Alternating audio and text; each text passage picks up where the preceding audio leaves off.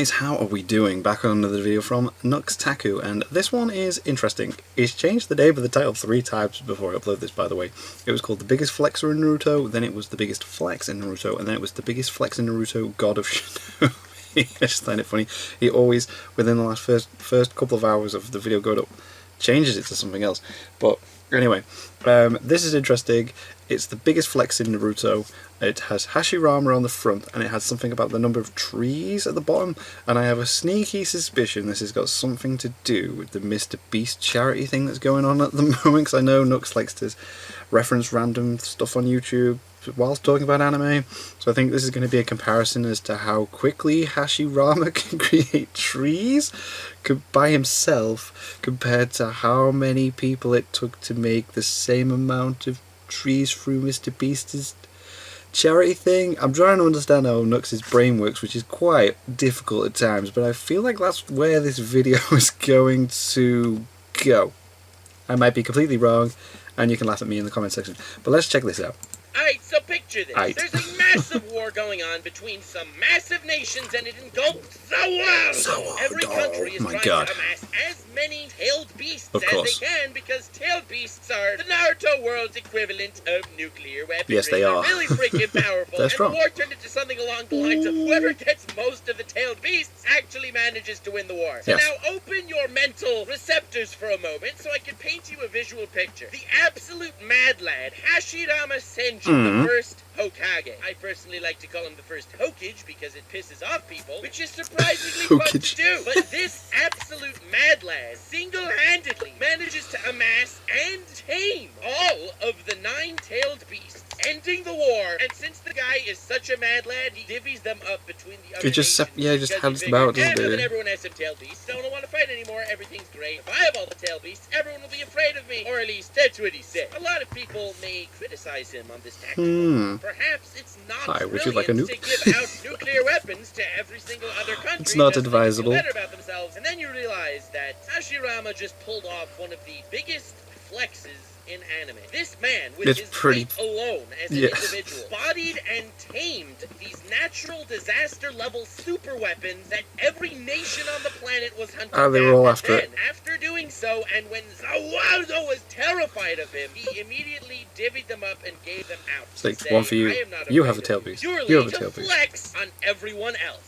And, well, it wasn't a flex for naught. In fact, I'd go as far as to say this bit of history is one of my favorite bits of Naruto, which I will touch upon as to why, because this is what granted Hashirama Senju the title, the God of Shinobi. The God of Shinobi, right, okay. Later, when the main Naruto story takes place, the first Hokage is still remembered with awe. That is how powerful this flex was. This man is such a legend, he can even be the protagonist of a tentacle Hiontioi. Now, speaking of massive world-changing flexes, the reason why I went ahead and decided to make a video on the first Hokage today was because this absolute shad is so powerful, the guy can literally control like 20 million trees. And speaking of 20 million trees and massive flexes, this video is not sponsored, but it is made in the honor of #TeamTrees, which is the biggest YouTube collaboration of all time. Mr. Beast, who is essentially the embodiment of IRL Hashirama at this point, got in touch with like every YouTuber ever, or had intermediaries that did, because there are a lot of YouTubers, in order to kick this project off. I understand this video is coming out a few days after it began. That is because I was sick and I could not record this video. I apologize for my tardiness, but we have until 2020 until we plant 20 million trees around the world. And you know, I'm serious because I said the world, not Zawado. That said, on the site teamtrees.org, which is linked in the description, for every $1 donated, 1 tree is planted somewhere in Zawado. And at the time of me recording this video, over 5 million trees were already 10 million. planted. Fan us stinking weebs, we be taking over the planet. Link in the description to Team Trees. Any donation helps. $1 plants a freaking tree. And if you want to be a real mad lad like Jotaro Kujo, whoever he is, the guy actually donated 10,000 bucks, planted 10,000 trees around the world just for an epic JoJo reference where he could say yaddy yaddy does it. Truly that's class.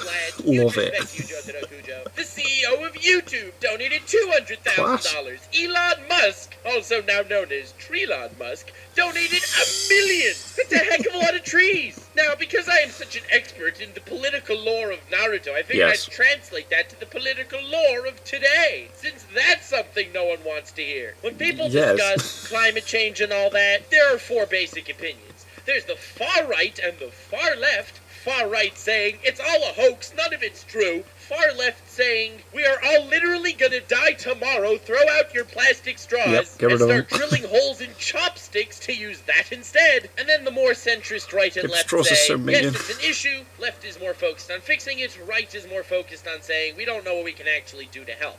But you know what everyone agrees will help? Planting mother effing trees. I will be donating as well. Haven't made up my mind on how much yet, but I will be posting on Twitter whenever I go ahead and do it, so feel free to follow me there. Follow him on and Twitter, when you guys donate to teamtrees.org, leave Hashirama cells as the note on your donation so I can know it was done by the fan base. I'm really excited about this project. I am so proud of this community. My disappointment is negligible and my day is saved. So now that that's out of the way, in honor of 20 million trees, here we go. Let's talk about the man that can produce double that money with his eyes closed. The man, the myth, the legend, Hashirama sent you. Now, I feel like a good place to start this off is by saying I unironically love Hashirama cells. A while ago, when I made a Naruto video, I remember making so much fun of it because, oh, how is it possible that Danzo can use this ridiculously broken Hashirama cells, of course. Oh, yeah, it's Hashirama cells that he has imbued within him that gives him this power. Normally, can only use it once in 10 years. Danzo, once a day, Hashirama cells. Crazy. It's annoying that by the time the Great Ninja War shows up later in the series, there's only like Tobi, Zetsu, and Kabuto. Good thing with the power of Hashirama cells, we can multiply make an army. Like, I don't know, 600,000 Zetsus. Thank you, Hashirama cells, for giving the bad guys an army of Power Ranger-style putties. Yeah. Keep most of the good guys occupied while the main-ish characters fight the main-ish Ito Tensei characters, and we can have something for the rest of the war to do. Remember when Obito was crushed by a rock? Well, not entirely, just like 75% just like of his half body, of him, like, you know, like his a heart lot. and half his face. Well, most people would die by getting half their face, their lung, and heart crushed. But not Obito. No. You're probably thinking, well, it's probably because of like, plot holes.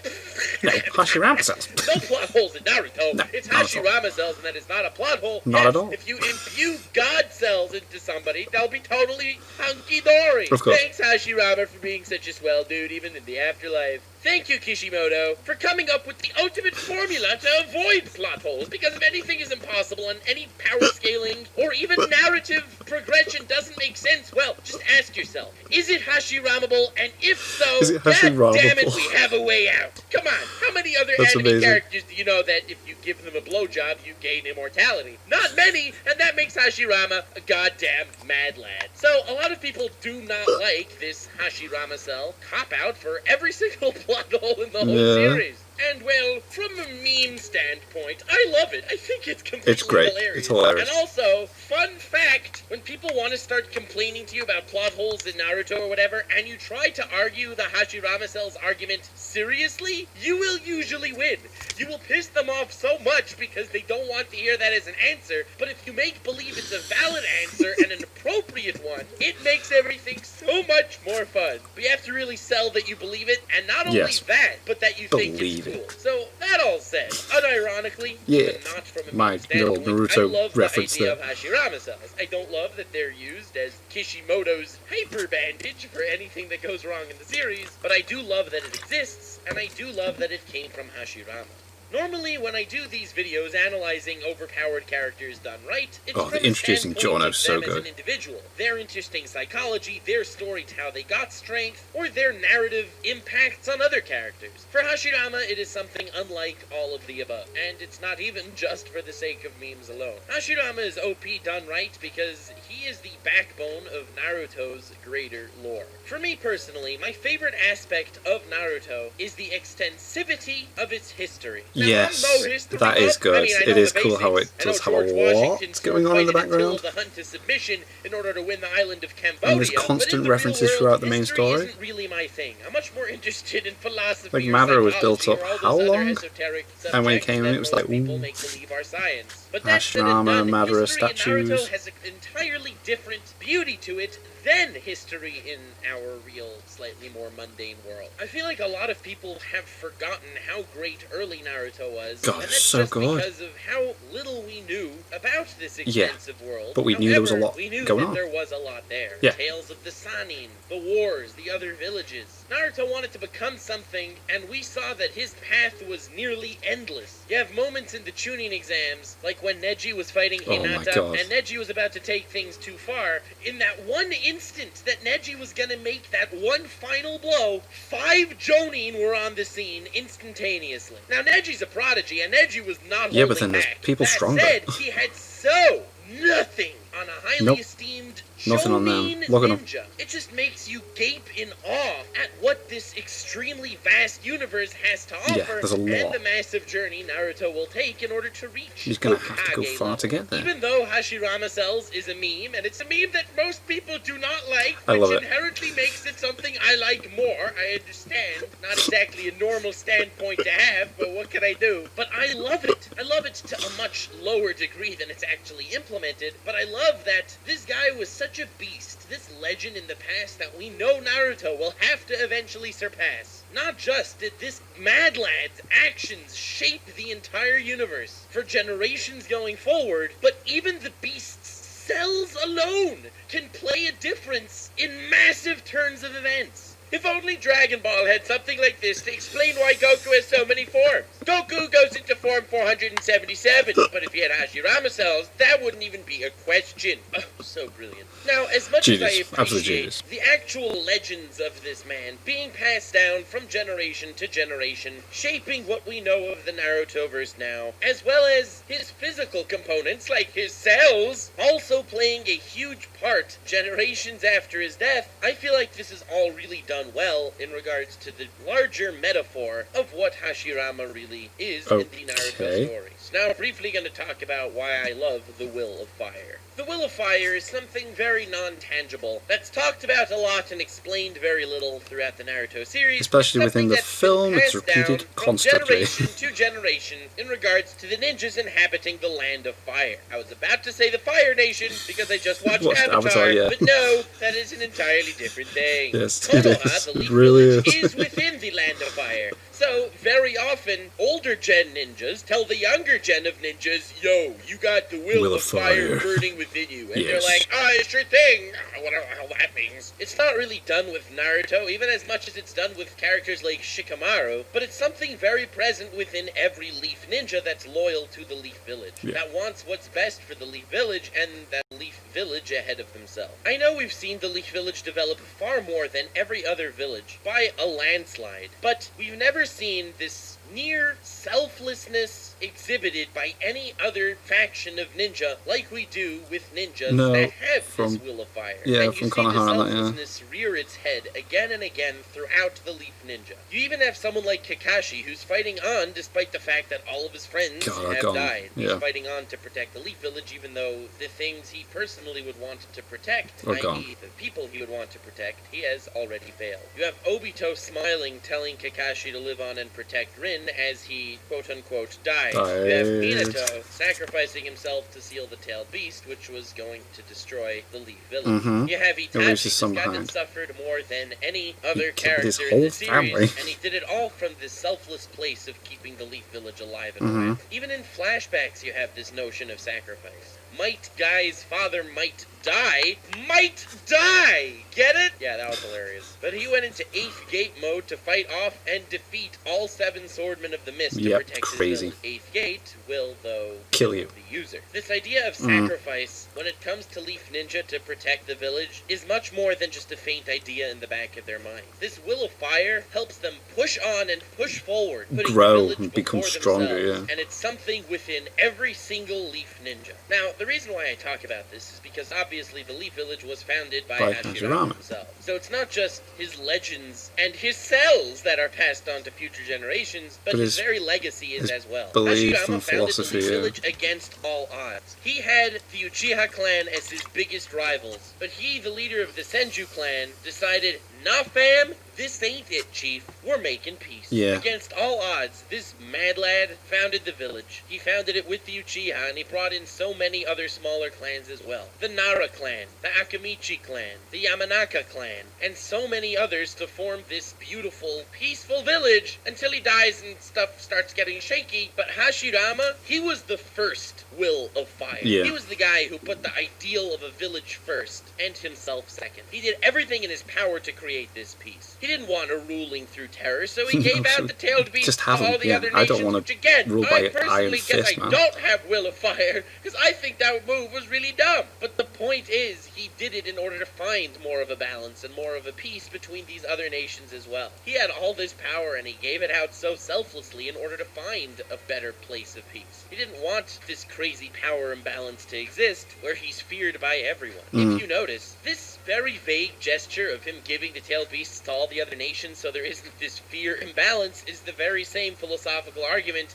between Naruto and Pain when they encounter one another. Yes. Pain says, all pain inflicted will just cause more pain. This vicious cycle of pain will never end. If I attack you, the next generation, you will want revenge and attack me back, and the world will never find peace. That is, unless I gather all the tailed beasts, like Hashirama did, which makes me the veritable world superpower, and then everyone will fear me, like fear they me, did and for yeah. Hashirama. And that is how we can find peace. Peace through fear. No one will live a happy, free life, but sorry, fam, I don't care. There won't be war No if you don't want wars, to mess with a guy that has all the nukes. And Naruto said, no, that is never a way to approach peace. Naruto says you can't find peace through fear. I believe that you can find peace, but you will be able to find this peace through love. The very, very same philosophy held by the first Hokage. And then by the end of the Naruto versus Pain fight, when at the end Naruto Takuno Jutsu's Pain, a lot of people are quite upset that he managed to pull that one off, but I think it's great. Naruto Takuno Jutsuing Pain at the end of this massive fight is the very philosophy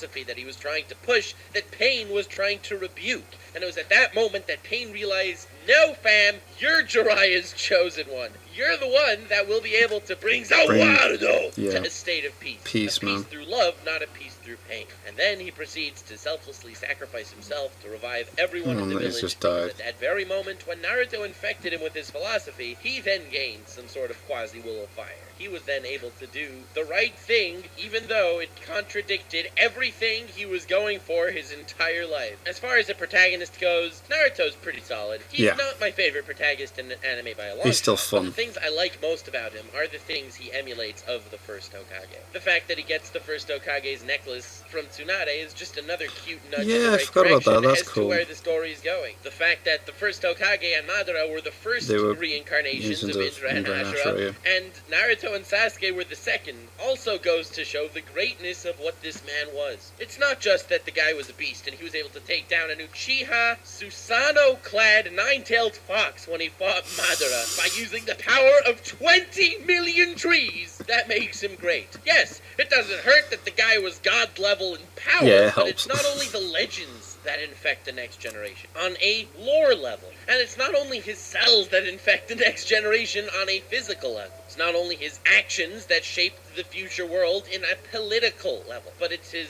philosophy, it's his heart, and it's his will of fire that infects the next generation on an emotional level, is what makes Hashirama Senju an overpowered character done right. Hashirama is the blind idealist that sometimes the world really needs to have. It's an ideal of a political character that does not exist in the modern era. Even though selflessness is potentially the most important quality for a leader, it's the only quality that no leader in today's political climate can possess. One of the things that I love about Naruto is that I feel like after going through the 700 episodes that the series had to offer, more than anything I took away from the series, enjoyment of the fights, an ideal of hard work versus natural talent, which was kind of cucked in the later parts of Shippuden, or any of the character development I see. Honestly, the Will of Fire is something that really affected me watching Naruto. It's something that I still think about years after completing it. Because just like Hashirama passed on his will of fire to the current generation of Leaf Ninja, the guys that grew up with Naruto, that has Naruto as their own pasts, like me for example, I feel like that previous generation of ninja, Naruto, sort of passed on his will of fire to me, and to other people that I like reminiscing and having nostalgia blasts when I talk about OG Naruto. I know some may argue, Boruto is the new gen, but nah fam. Us guys who watched Naruto when we were younger,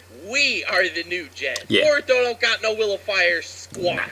We do. It's up to us to make a difference in the world. And you know I'm serious, because I said the world, not the world. Every single one of us has the potential, even on a tiny level, to push the world to a slightly better place. And that is the duty that Naruto entrusted to all of us, and that is the duty that began from the legend of the god of Shinobi, Hashirama Senju the First Hokage. Going to donate $1, for example, to teamtrees.org, which is linked in the description, will go to planting a tree, which somewhere around the world will make a difference. I felt like this was the perfect place to put this Team Trees initiative. Not only do we get to talk about the man himself that can control 20 million trees, but it's his exact will that would go to planting these trees. You aren't getting fame, and you're not getting fortune by donating any amount to Team Trees, but you are contributing to something greater.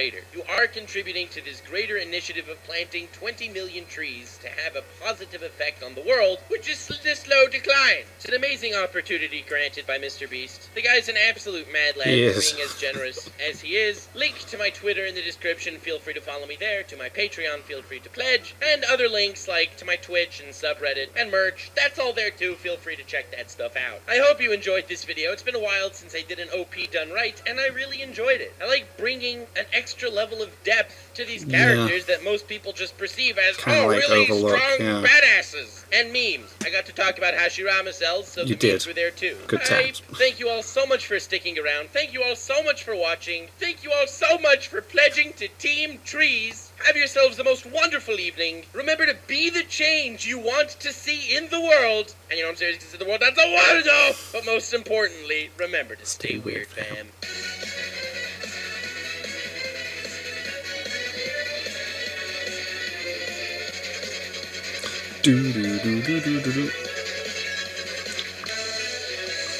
I was expecting that to be consistently funny all the way through. I mean, it was funny. The opening was funny. The way he talked about the Team Tree stuff was cool. And then it was a nice little serious video near the end discussing Hashirama's actual character and Will of Fire and all that. I thought it was pretty cool. I liked that. Giguk tends to do that, doesn't he? Like, it starts off funny and then finishes on like a kind of like somber or uplifting or thoughtful moment where you kind of leave thinking, I was laughing at the start of that, and now I'm thinking about real things. That was a cool video. I like that, and yeah, I'm glad we checked that out. So thank you guys very much for watching. What did you guys think of that? What do you guys think of this? Click like, subscribe if you haven't already. Leave comments down below. Let me know what I should watch and discuss in future videos, and I'll see you guys next time. Bye.